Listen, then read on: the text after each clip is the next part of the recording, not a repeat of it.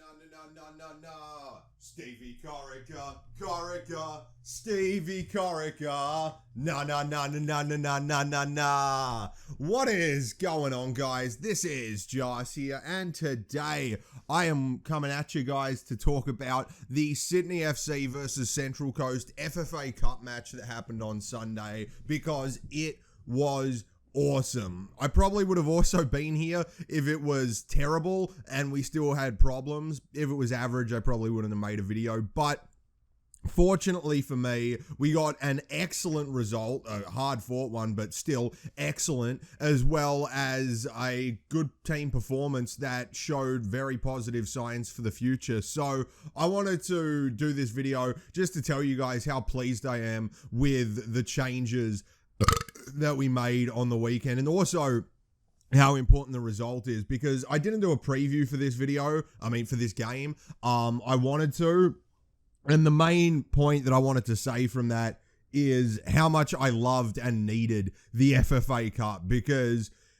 it would have been a miserable 2 months if we didn't get a result there. It still might be. I believe the round of 16 game is going to be in the next couple of weeks, so we still could have a long period if we don't go out and win that game too. But it was a good first step to going on a cup run, and, that obviously entails a lot of fun as a supporter, because I think the FFA Cup, or Australia Cup, I should start calling it by its actual name. I think the Australia Cup is the best opportunity that you have as an A-League fan to support your team. So, I'm glad we've got that, and I'm glad that we don't have that just like soulless, empty void that life is when there's the off season. So, I'm absolutely chuffed about the result. And then the performance as well was pretty good. I'd particularly like to highlight from about the 20th minute to the 94th minute.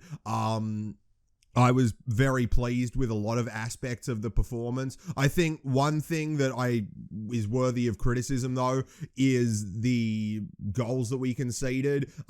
Two of them, I don't know about the third goal, but for the first goal, James Donachie's basically doing backstroke in the box, and it's a pretty easy shot for the guy to get off. Good finish, but James Donachie didn't do well enough for the first goal, and then Yazbek gave the ball away really cheaply for the second goal. So that was a bit of I don't know if it's a concern or not, because we'll have to wait and see how that unfolds. If that happens next game, and then if we still manage to keep on going, it happens the next game, and so on, then obviously it's going to be a big problem that's going to need addressing. But if it's the first competitive game of the season, so you could easily put that down to just lack of match fitness, lack of playing experience in recent weeks, and say that it'll go away. So I don't know. Well, obviously, as it always is, we'll have to wait and see.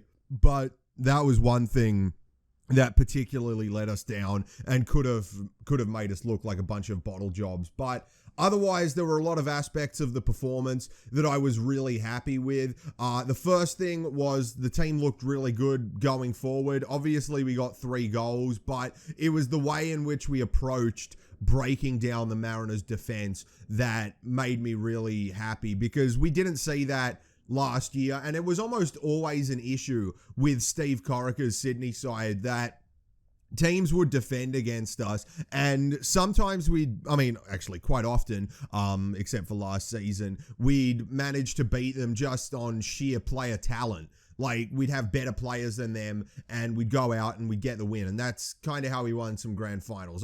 At times it also looked like a very fluid attacking system, but by the time last season rolled around, it was rigid, it was useless, and we saw a massive change from that this game. And yeah, it makes me really happy to see. We saw things like Caballo and Ryan Grant, who, I'll give it to Caballo because he's new, but Caballo and Grant would have been my men of the match for sure. Redmayne's penalty heroics was probably more important, but talking about what I'm most impressed with, because you expect Redmayne penalty heroics now. I was impressed with the movement that they put in. They were real attacking threats, and the way the midfield covered them defensively when they went forward was very impressive. And just the movement all around that, like the wingbacks actually getting forward and getting into dynamic positions as opposed to like linear overlaps of, our right and left winger, is just so refreshing to see. So that was the thing that I was really pleased about. I was also quite happy with our pressing. There were a couple of moments I noticed at the ground. I haven't watched a full replay of the game, so maybe it isn't as, good as I say it is, but there were a few moments at the ground where I saw the team press really cohesively and force the Mariners into making mistakes or shitty passes, and that was good to see because quite often I feel like we've been a very passive team defensively, and it's worked for us, but it stopped working for us, so I'm glad to see that change. And I think, honestly, with the massive drop in quality that we've seen in the A-League recently, we could be getting some teams into some hot shit if we can actually manage to press, press and be the best at pressing in the A-League. So that's a positive sign. Still a long way to come, but those two things in particular made me really happy. And also the midfield three. Just having the midfield three. I mean, Retre started off a bit slow. Like, I swear he heard the groans from the fans at the ground in the first 15, 20 minutes, and then he just turned it on. And another one of my highlights from the game was Retre pinging like a 60-yard pass over the top of the defense to Segicic to run onto. It was just beautiful. From the angle I was at in the Cove, it was like, it was the best angle you could see it from. It looked like a fucking throw on Madden. It was just that good, and the way that Segicic ran onto it was delightful. And talking about Segicic, and I should mention Burgess and Lafondra as well, because they were part of the front three. They were quite impressive, and I'm really happy about that because I hope they're backups this season. I mean, at least for those positions. I think Burgess and Caceres are both good enough to be, at least have one of them in the midfield each game. Like, I think they're good enough for that, but I think I'd prefer a winger that's a little bit more traditional winger than Max Burgess. But either way, I wouldn't mind seeing him thrown in there. Segicic, who's quite young, getting thrown in there as well would be pretty good. And then Adam Lafondra, obviously he's a club legend, but like, I'm not, like, there's a few players that I'm just not going to admit until they are Sydney FC starting like A-League championship winning quality or A-League championship winning quality anymore in the case of Lafondra. And I mean, those like out of the team, I mean, let's go through. No, I want to talk about the positive. No, I want to talk about the positives. I don't want to be negative, but I feel like 5 or 6 players in that team shouldn't be starting for the club regularly this season.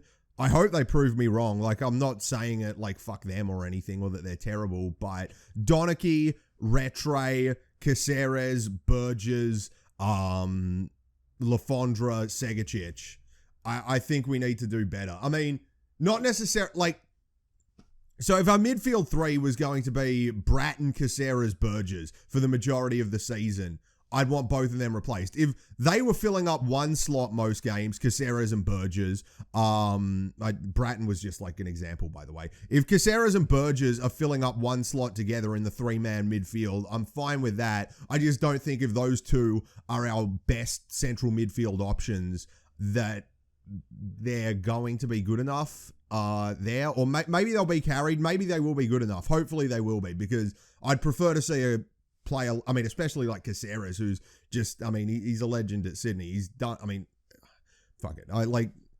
I'll come back and revisit the use of the word legend in whenever he leaves. But, you know, I've loved his time at Sydney, and I'd love for him to become one of the best players in the A-League. But at the moment, he's good, but he's not one of the best players in the A-League. And we need one of the best players in the A-League in our midfield, I think, if we're going to, you know, continue to set the bar in the competition. So I've kind of gone off, but I've kind of gone off on a tangent. I've got lost. So I will say that yeah, it was a really pleasing performance. I'm pleased with the changes that we made. And I want to really specify, I'm pleased with the changes. I'm happy about the result. But, like, people will say, like, duh, it was a depleted Central Coast Mariners squad. You can't be happy because they're not that good. Like, I understand that Central Coast aren't that good, but it was a step in the right direction for Sydney. Like, if winning the A-League is fucking completing a jihad on America,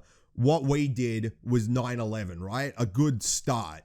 And, you know, we need to kick on. We can't go hide in the cave now. Like, we need to kick on and continue improving and continue getting bigger, unlike Al-Qaeda. Who, one of their guys just got fucking slaughtered lately.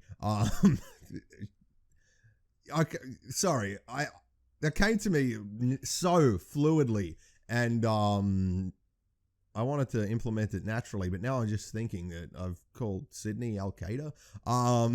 Okay, then, yeah, I mean, I spoke about how happy I was with the performance. I've admitted that it is just Central Coast. I've spoken about how happy I'm with the result. I've spoken about the squad and think that, yeah, we need a few more players to come in. Like, that, for me, was still a very bare-bones Sydney FC squad that needs improvement if we're going to succeed. But overall, I really enjoyed the night. Positive changes, good result, great atmosphere too. Great is a bit of a big word, but it was fun to be back and singing and all of that shit. I really enjoyed it, spending too much money on stadium beer and the lot. And I mean, the only thing that can tarnish the night, and I don't want to talk about this too much, but everyone's asking me shit about it. And I mean, I don't know, but obviously there was the incident around the ground where, flares were thrown in. I didn't know they were thrown in. Like, I was like, hey, flares, when it first happened. But apparently they were thrown in from behind the penalty end, which, I mean, is just, like, I mean, it can ruin someone's life. Like, it's not acceptable behavior to be throwing flares into crowds. And then, obviously, there was shit that happened after the match where a group of people, I mean, I think it's assumed that it was football fans, potentially from another A-League club in Sydney, but we don't know. Yeah, that shit happened, and really, it wasn't a good look for the game. It's not how I personally want people in the country interpreting football. Like, obviously, I don't want football to be a family-friendly fucking cringe fest like every other sporting league in this country. And I absolutely detest a lot of the media coverage about what happened because it's just so fucking, like, apocalyptic almost in the way that they're describing it. But I think, you know, we can say as football fans that, you know, like, I mean, Alfie came out, said his family were caught up in that shit. Other people have come out and said, you know, they had children around that, and that's just not what you want. You don't want that shit happening around the ground where people that honestly, yeah, don't have any involvement, and don't want any involvement in shit like that could get caught up in it. And I mean, yeah, as I said, like, someone gets hit in the eyes with a flare. I mean, I don't exactly know how the science of it works, but, you know, you're throwing it into a crowd of, you know, 1,000 people or something, probably like 300-400 people down that end. That could hit anyone, injure anyone, fucking children were there. So, yeah, obviously it was a really bad look and something that really shouldn't be happening in any sport. So, yeah, I don't think it was a bummer. Like, I mean, I didn't ruin the night for me. I hope it didn't ruin the night for anyone else. I mean, I didn't even see it till I got home. And I mean, it did make me sad to see, but my personal experience of it was like, I was long gone from the ground. Like, I was about a 10-minute walk away, and I just heard cop cars, and I swear to God, they fucking amped up the volume on them, and they just sped past. Like, it was the fastest I had seen cop cars driving. And I mean, I assumed it was something that went on at the match, but I was kind of surprised as well, because I actually thought, like, there was limited security at Leichhardt, and I actually thought, like, it was a good day for fan behaviour. Like, there was no dickheadery in the stadium. Mariners and Sydney fans ran to the penalty end when the shootout happened, and, you know, nothing really went on. So, yeah, it's a shame that football fans are getting tarnished in the media, and also that football fans could have been seriously hurt, which shouldn't happen at a game. It's a shame that both of those things happened at the end of the night, but I mean, at least for me, luckily, it was still a really good night. And yeah, we march on to the next round of the Cup. We'll know who we've got by the time this video's out. So if it's a good game, then yeehaw, and if it's a shit one, then I guess I'm still going to it. But yeah. And Alex Parsons is probably signing at some point, so rock on. But yeah, guys, thanks for watching. I hope you have enjoyed this video. Please let me know your thoughts in the comments below. I'd love to hear what you have to say. I'll try and get down and get in the replies, but thank you and bye-bye.